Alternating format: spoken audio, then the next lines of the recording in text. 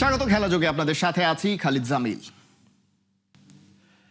হুট করে সংবাদকর্মীদের উপর চটলেন বিসিবি পরিচালক খালেদ মাসুদ পাইলট। নিরাপত্তার শঙ্কা দেখিয়ে স্টেডিয়ামে ঢুকতে সাংবাদিকদের বিধিনিষেধ দেয় বিসিবি। ওই ইস্যুতে প্রশ্ন ওঠাতেই সঠিক ব্যাখ্যা না দিয়ে উল্টো মেজাজ হারালেন সাবেক এই অধিনায়ক।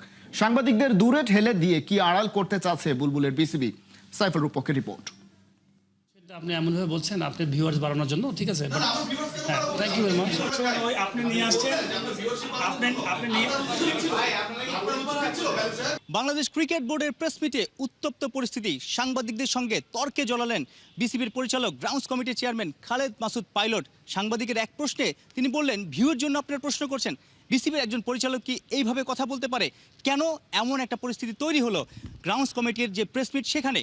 দিন কয়েক আগে মিডিয়া রিলিজে বিসিবি জানিয়েছে এখন থেকে যখন তখন চাইলেই সাংবাদিকরা মিরপুর শেরে বাংলায় বা মিডিয়া লাউঞ্জে, মিডিয়া সেন্টারে ঢুকতে পারবে না, তাদের বিধিনিষেধ আছে। অর্থাৎ বিসিবি যদি শুধু ইনভাইট করে, বিসিবি যদি ম্যাচ ডে কিংবা প্র্যাকটিস থাকে বা কোনো প্রোগ্রাম থাকে তখন ইনভাইট করলেই কেবল সাংবাদিকরা এখানে নিউজ করতে আসতে পারবে, অন্য দিনে নিউজ করতে পারবে না। এবং এর পেছনে যে রিজনটা দেখিয়েছে যে সেফটি অ্যান্ড সিকিউরিটি, অর্থাৎ সাংবাদিকরা যখন তখন ঢুকলে বিসিবির বা ক্রিকেট বোর্ডের সেফটি অ্যান্ড সিকিউরিটি, নিরাপত্তার শঙ্কা থাকে, নিরাপত্তার ঘাটতি থাকে বা নিরাপত্তা নিয়ে তারা ভয় পায়। সাংবাদিকরা কিভাবে তাদের নিরাপত্তার হুমকি হলো, সাংবাদিকদের কেন ভয় পাচ্ছে বুলবুলের বিসিবি, এই নিয়ে গেল কদিনে অনেক রকম আলোচনা সমালোচনা হচ্ছে। ক্রীড়া সাংবাদিকদের সংগঠন বিএসজে তারা সভাপতি বরাবর যে প্রতিবাদ চিঠি সেটাও দিয়েছে, ডিআরইও দিয়েছে। অর্থাৎ এটা তো হতে পারে না, এত বছর ধরে সাংবাদিকরা চাইলে যখন তখনই এই মিডিয়া সেন্টারে এখানে এসে কাজ করতে পারতো, তারা মিডিয়া লাউঞ্জ ব্যবহার করতে পারতো। ক্রিকেটারদের ভালো মন্দ, বিসিবি কর্তাদের ভালো মন্দ, ক্রিকেট উন্নয়নের নানা তথ্য দর্শকদের, পাঠকদের সংবাদকর্মীরাই তো আসলে তুলে ধরতো। অথচ তাদেরকেই বুলবুলের বিসিবি শত্রু বানিয়ে বা দূরে ঠেলে দিয়ে ভিন্ন একটা পরিস্থিতি ক্রিয়েট করেছে, যেটা কিনা গত কয়েকদিন আমরা দেখেছি যে সংবাদকর্মীরা রাস্তায় দাঁড়িয়ে আছে, গেট বন্ধ করে রেখেছে, কারণ বিসিবি ইনভাইট করে ঢুকতে দিবে না। এই প্রশ্নই আসলে করা হয়েছিল যে কি কারণ, মানে কোথায় আসলে সংবাদকর্মীরা নিরাপত্তা ব্যাহত করবে বা নিরাপত্তার হুমকিটা বা সাংবাদিকদের ভয় পাওয়ার কারণটা কি বিসিবির, এটার কোনো ব্যাখ্যা ঠিকঠাক দিতে পারছে না খালেদ মাসুদ পাইলট সহ বিসিবির অন্য কর্মকর্তারা। যে কারণে আসলে প্রেস মিটে এই উত্তপ্ত পরিস্থিতি তৈরি হয়েছে। এই কমিটি আসার পরে মাঠে ক্রিকেট বা মাঠের খেলার চেয়ে তো ধুলাটাই বেশি, অর্থাৎ অফ দ্য ফিল্ডের সমালোচনা আলোচনাই তো বেশি। এই পরিচালক বেফাস মন্তব্য করছে, ওই পরিচালক ফিক্সিংয়ের সঙ্গে অভিযুক্ত বা যুক্ত আছে বা সন্দেহের লিস্টে আছে, পদত্যাগ করছে। এই পরিচালক ওই কমিটি থেকে সরে গেছে। জাহানারা ইস্যু ফার্স্ট ডিভিশন জোড়াতালি দিয়ে হচ্ছে, প্রিমিয়ার লিগ হবে কিনা, বিশ্বকাপে বাংলাদেশ নেই। অর্থাৎ গেল কদিনে ক্রিকেটে তো আসলে ক্রিকেটটাই নেই, চার ছক্কা নেই, আছে শুধু অফ দ্য ফিল্ডের নানা রকমের ব্যর্থতা, অসঙ্গতি, এটা ওটা। অর্থাৎ ক্রিকেট বোর্ড যে আসলে চাপে আছে, ক্রিকেট বোর্ড যে আসলে অস্থিতিশীল, এবং এই কারণে মিডিয়াকে দূরে থেকে তারা একটু চাপমুক্ত থাকার যে চেষ্টাটা করছে, ক্রিকেট উন্নয়নে কাজ করতে পারছে না, সেই কারণেই হয়তো মিডিয়াকে দূরে রাখার একটা চেষ্টা করে সমালোচিত হচ্ছে বাংলাদেশ ক্রিকেট বোর্ড। সাইফুল রূপক, ৭১। ক্রিকেটের ক্রান্তিকালেও ঘুমন্ত আইসিসি কি করবে আর কি করবে না তাই যেন বুঝে উঠতে পারছে না নিয়ন্ত্রক সংস্থা। ভারতের আবদার পূরণ করতেই যে হাঁপিয়ে উঠছে কর্তারা, এবার ঘুমন্ত সংস্থাকে জাগিয়ে তুলতে ধুয়ে দিলেন পাকিস্তানের সাবেক wicket keeper batter Kamran Akmal. Asia কাপে ভারতের হাইব্রিড মডেলের গোয়ার্তুমি চ্যাম্পিয়ন্স ট্রফি নিরপেক্ষ ভেন্যুতে খেলতে চাওয়া সহ নানা সময়ের দাবি পূরণের সময় কি আইসিসি ঘুমিয়েছিল? কড়া মন্তব্য করলেন সাবেক পাক ক্রিকেটার তাজিন খন্দকারের রিপোর্ট। ক্রিকেটের সর্বোচ্চ নিয়ন্ত্রক সংস্থা আইসিসি, যাদের ঘুম ভাঙে কালে ভদ্রে এক দুবার, চোখে কালো চশমা পরে ঘুমানো আইসিসি কর্তাদের স্লিপিং সিট থেকে ওঠানোর ঐশ্বরিক ক্ষমতা আছে কার জানেন কি? সেই সুপার পাওয়ার আছে শুধু board of control for cricket in ইন্ডিয়ারই। তারা যেন কানে তুলো গুজে থাকে, কিন্তু পুরো বিশ্বের হাঁক ডাকে কি ভাঙবে এবার আইসিসির ঘুম? ক্রিকেটের অভিভাবক সংস্থার ঘুম নিয়ে মাথা ব্যথা আছে বিশ্বের অনেকেরই। সাবেক ক্রিকেটার থেকে শুরু করে সংগঠক সবার একটাই প্রশ্ন, আইসিসি এই স্লিপিং মোড থেকে জেগে উঠবে কবে? অন্য বোর্ডের বেলায় যেমন তেমন, বিসিসিআই এর জন্য শেরের ওপর শোয়া সেন নিয়ন্ত্রকদের। পাকিস্তান ভারতের বিপক্ষে খেলতে চাইল না, আর শুরু মাথা ব্যথা। কিন্তু একই কাজ দিনের পর দিন করে আসছে মোড়লরা, তাতে মুখে কুলো পেটে বসে আছে আইসিসি। ভারত পাকিস্তান দ্বিপাক্ষিক সিরিজ খেলা বন্ধ আছে গুনে গুনে ১৩ বছর। এর মধ্যে শুধু ইন্টারন্যাশনাল ইভেন্টগুলোতে মুখোমুখি হয় দুদল। কিন্তু তাতেও যেন সমস্যা আর সমস্যা মেন ইন ব্লুদের। মন চাইলো এশিয়া কাপে পাকিস্তানে খেলবে না বলে বায়না ধরলো, মর্জি হলো তো দুবাইকে হোম ভেন্যু বানিয়ে নিল। আর বিসিসিআই এর সেই বায়না পূরণে আইসিসি তো একেবারে অবিডিয়েন্ট গার্ডিয়ান।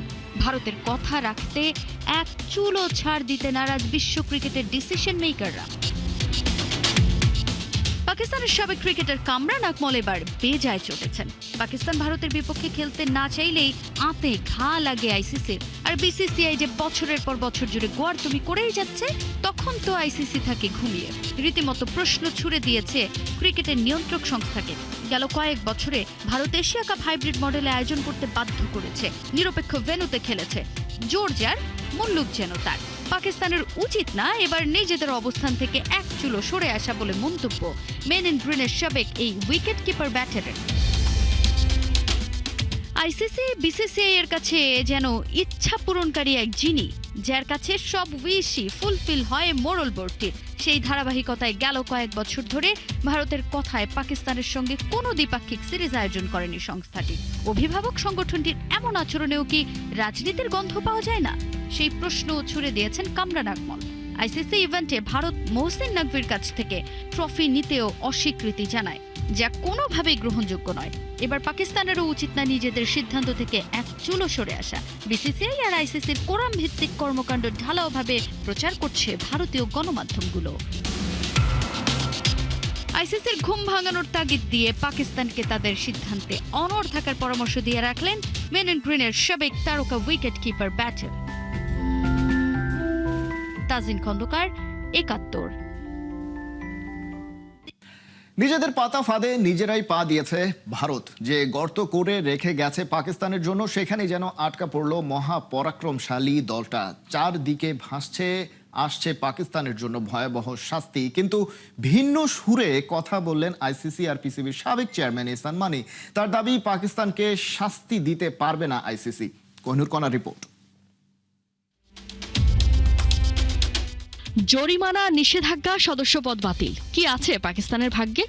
ভারতের বিপক্ষে ম্যাচ বর্জনের ঘোষণার পরপরই চারিদিকে একটাই কথা, কঠিন শাস্তির মুখে পড়তে যাচ্ছে বাবর সালমানরা। এর কারণও অবশ্য আছে। ম্যাচ বর্জনের ঘোষণার পরেই পাকিস্তানকে হুঁশিয়ারি দিয়েছে জয় শাহর আইসিসি। জানিয়ে দেয়া হয়েছে তাদের সম্ভাব্য পরিণতি। তবে সব জল্পনায় যেন জল ঢেলে দিলেন পিসিবি আর আইসিসির সাবেক চেয়ারম্যান এহসান মানি। স্পোর্টস স্টারকে দেয়া এক এক্সক্লুসিভ সাক্ষাৎকারে জানিয়েছেন, সরকারি নির্দেশনা মানায় পাকিস্তানকে কোনো শাস্তি দেয়া যাবে না। আর সেই পথটা ভারতই দেখিয়ে গেছে। কাঁটা দিয়েই বোধহয় কাঁটা তোলার চেষ্টা করছে পাকিস্তান। এবার বোধহয় নিজেদের পাতা ফাঁদেই পড়ল মাইটি ইন্ডিয়া। এহসান মানি বলেন, সরকারি নির্দেশনা অনুসরণ করায় পাকিস্তানের বিরুদ্ধে কোনো নিষেধাজ্ঞা আরোপ করা যাবে না। এই কারণ দেখিয়ে ভারত ২০২৫ সালের চ্যাম্পিয়ন্স ট্রফির ম্যাচ পাকিস্তানে খেলতে অস্বীকৃতি জানিয়েছিল। দ্বিমুখী নীতি অবলম্বন করা যাবে না। দুর্ভাগ্যবশত সে সময় সমস্যা মোকাবেলা করার পরিবর্তে আইসিসি কেবল নীরব দর্শকের ভূমিকা পালন করেছিল। আইসিসি থেকে শাস্তি আসুক কিংবা না আসুক, ম্যাচ বয়কটের সিদ্ধান্ত জানিয়ে অস্বস্তিতে পাকিস্তান। গ্রুপ এ তে পাকিস্তান লড়বে নেদারল্যান্ডস, নামিবিয়া, ইউএস এর ভারতের বিপক্ষে। পাকিস্তান ধরেই নিয়েছে গ্রুপ পর্বে তারা 3টি ম্যাচ জিতে যাবে, তাই ভারতকে পয়েন্ট গিফট করলেও পৌঁছে যাবে পরের রাউন্ডে। তবে ভুলে গেলে চলবে না, টুর্নামেন্ট তো আর কারো স্ক্রিপ্ট ফলো করে চলে না। আর এই পাকিস্তান গেল আসরে যুক্তরাষ্ট্রের কাছে সুপার ওভারে ম্যাচ হেরেছিল। তাই পাকিস্তান যদি কোনো ম্যাচ হারে কিংবা কোনো ম্যাচ বৃষ্টিতে বাতিল হয়, তাহলে তারা টুর্নামেন্ট থেকে বাদও পড়তে পারে। ধারণা করাই যায় নাটক এখনো অনেক বাকি। 15ই ফেব্রুয়ারি আসতে কত দেরি। কোহিনুর কণা, ৭১। বিশ্বকাপে ভারতের বিপক্ষে ম্যাচ বয়কটের সিদ্ধান্ত পাকিস্তানের। পদক্ষেপ সাহসী হলেও শেষ পর্যন্ত এই অবস্থান কি পিসিবি ধরে রাখতে পারবে? পাকিস্তানকে এ নিয়ে ওপেন চ্যালেঞ্জ জানিয়েছেন হরভজন সিং। তার হুমকি, বড়সড় শাস্তি নিয়ে আসছে আইসিসি, আর তাতেই নাকি ধসে পড়বে পাকিস্তানের ক্রিকেট কাঠামো। বিস্তারিত পার্থ বণিকের রিপোর্টে। আইসিসি পাকিস্তানকে কোনো নিষেধাজ্ঞাই দিতে পারবে না। ভারতের জন্য এক আর পাকিস্তানের জন্য আরেক, এমন দ্বৈত নীতি নেবার সুযোগ আইসিসির নাই। ও তাই নাকি? যদি তাই মনে করেন তাহলে নিজের সিদ্ধান্তে অটল থাকুন। আইসিসি দ্রুতই আপনাকে শিক্ষা দেবে। হ্যাঁ, এমন কথার লড়াই মেতেছে ভারত পাকিস্তানের ক্রিকেট মহল। বিশ্বকাপে ভারতের বিপক্ষে গ্রুপ পর্বের ম্যাচ বয়কট করার পর পাকিস্তানকে রীতিমতো তুলোধুনো করছে ভারতের সাবেক ক্রিকেটাররা, যার মধ্যে অন্যতম হরভজন সিং। ভারতের সাবেক এই স্পিনার নিজের ইউটিউব চ্যানেলে এমন সব শব্দবোমা ফাটিয়েছেন যেখানে পারলে পাকিস্তানের ক্রিকেটকে তিনি কবরে পাঠিয়ে দেন। রীতিমতো পিসিবিকে হুমকি দিয়ে হরভজন জানিয়েছেন ভারতের বিপক্ষে ম্যাচ বয়কট করার সিদ্ধান্ত সম্পূর্ণই নাটক। বাংলাদেশের পাশে দাঁড়ানোর ধোঁয়া তুলে তারা মানুষকে বিভ্রান্ত করছে। ভারতীয় সাবেক এই ক্রিকেটার মনে করেন এতে ভারতের কোনো সমস্যা নেই, কিন্তু পাকিস্তানের যেসব মানুষ যারা ভারত পাকিস্তান ম্যাচটি দেখতে চায় তাদেরকে বঞ্চিত করা হয়েছে। টি-20 বিশ্বকাপে ভারতের বিপক্ষে ম্যাচ বয়কট করে পাকিস্তান দ্বিচারিতা করছে বলেও অভিযোগ করেছেন হরভজন। তার কথা, এই ম্যাচটি তো নিরপেক্ষ ভেন্যুতে খেলার কথা ছিল এবং এ নিয়ে দুই দেশের কোনো আপত্তিও ছিল না। শুধু তাই নয়, অপারেশন সিন্দুরের প্রসঙ্গ টেনে হরভজন পিসিবিকে মনে করিয়ে দেন যখন যুদ্ধ হয়েছিল তখনও পাকিস্তান ভারতের বিপক্ষে এশিয়া কাপে খেলেছিল, কারণ পিসিবি সেই আয় হাতছাড়া করতে চায়নি। তাহলে তখন পাকিস্তানের দেশপ্রেম কোথায় ছিল? নিজের ইউটিউব চ্যানেলে হরভজন যেভাবে পিসিবিকে হুমকি ধামকি দিয়েছেন তাতে মনে হয় স্বাভাবিক আইসিসি ভারতের পকেটে, কিংবা বিসিসিআই এর অধীনে কোনো রাজ্য ক্রিকেট অ্যাসোসিয়েশন, যারা পাকিস্তানের জন্য এরই মধ্যে স্যাংশনের খসড়া তৈরিতে নেমে পড়েছে। সব মিলিয়ে এখন সময়ের অপেক্ষা কোন দিকে যায় ভারত পাকিস্তানের নতুন এই বৈরিতা, আর আইসিসির অবস্থান কোন দিকে থাকে। প্রশ্ন একটাই, ক্রিকেটের বিশ্বায়ন কি তবে আধিপত্যবাদের কবলে? পার্থ বণিক, ৭১। নারী টি-20 বিশ্বকাপ বাছাই পর্বে অসাধারণ পারফরমেন্সের পুরস্কার পেতে সময় লাগলো না মারুফা আক্তার, সোবহানা মোস্তারি আর নিগার সুলতানা জ্যোতিদের। আইসিসি র্যাঙ্কিং এ বড় সুখবর পেলেন বাংলার বাঘিনীরা। মেয়েদের ক্রিকেটের র্যাঙ্কিং এ সব শেষ আপডেট প্রকাশ করেছে আইসিসি। সবচেয়ে বড় লাভটা দিয়েছেন বাংলাদেশের তারকা পেসার মারুফা আক্তার। 5 ম্যাচে 7 উইকেট নিয়ে র্যাঙ্কিং এর বাইরে থেকে 206 ধাপ লাফিয়ে 92তম স্থানে মারুফা। টুর্নামেন্টে 154 রান করে 3 ধাপে গিয়েছেন নিগার সুলতানা জ্যোতি। বর্তমানে তার অবস্থান 19তম। বাছাই পর্বে দ্বিতীয় সর্বোচ্চ 262 রান করা সোবহানা মুস্তারি 16 ধাপ এগিয়ে উঠে এসেছেন 34 নম্বরে, আর 5 ধাপ এগিয়ে 65 নম্বরে আছেন দিলারা আক্তার। বাছাই পর্বে 195 রান করেও বড় ধাক্কা খেয়েছেন শারমিন আক্তার সুপ্তা। 13 ধাপ পিছিয়ে 48 নম্বরে নেমে গেছেন অভিজ্ঞ এই ব্যাটার।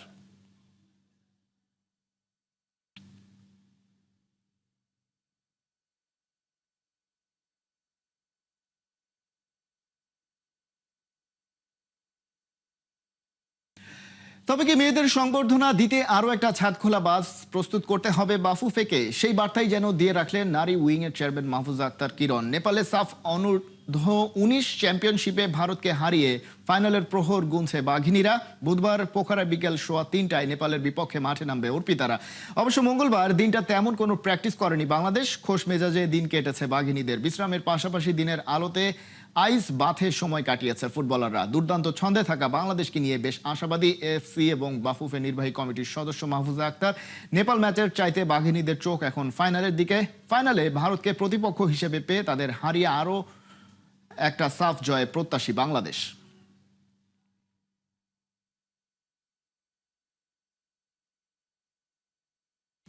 বাংলাদেশ নারী ক্রিকেট দলের সাবেক নির্বাচক ও ম্যানেজার মঞ্জুরুল ইসলামের বিরুদ্ধে সাবেক অধিনায়ক জাহানারা আলমের তোলা অনৈতিক আচরণের অভিযোগ তদন্তের জন্য গঠিত স্বাধীন তদন্ত কমিটি বাংলাদেশ ক্রিকেট বোর্ডে তদন্ত প্রতিবেদন হস্তান্তর করেছে। তদন্তের ব্যাপারে বিসিবি এখনো চুপ কেন সে বিষয়ে জানতে চেয়ে রুল জারি করেছেন হাইকোর্ট। তদন্ত কমিটির গঠন ত্রুটিপূর্ণ বলে উল্লেখ করেছেন ব্যারিস্টার নাসিরউদ্দিন আহমেদ অসীম। দায়ী হলে কোনো ব্যবস্থা নেবেন কি নেবেন সেটাও হয়তো আপনাদেরকে জানাননি, বা রিপোর্ট ওনারা যে প্রকাশ করবেন বা করেছেন ওনারা তো রিপোর্টটা পেয়েছেন, আপনাদেরকে জানিয়েছেন কিনা সেটাও আমরা জানি না। কিন্তু কথাটা হলো আপনার এই জায়গাতে যে বিষয়টা হচ্ছে যে স্বার্থ সংশ্লিষ্ট একটা বিষয় থেকে থাকে, সে জায়গাতে এ ধরনের কাজটা ক্রিকেট বোর্ড করতে পারেন। যে আদালতের একটা আদেশ হবার পরে তখন ওনারা রিঅ্যাক্ট করেছেন, ওনারা হয়তো ওনাদের গা বাঁচানোর জন্য এটা করে থাকতে পারবেন। এই ছিল এখনকার খেলা যোগে। সরাসরি সংবাদ অনুষ্ঠান দেখতে চোখ রাখুন ৭১-এর ফেসবুক পেজে এবং সাবস্ক্রাইব করুন ৭১-এর ইউটিউব চ্যানেল। ৭১-এর সাথেই থাকুন।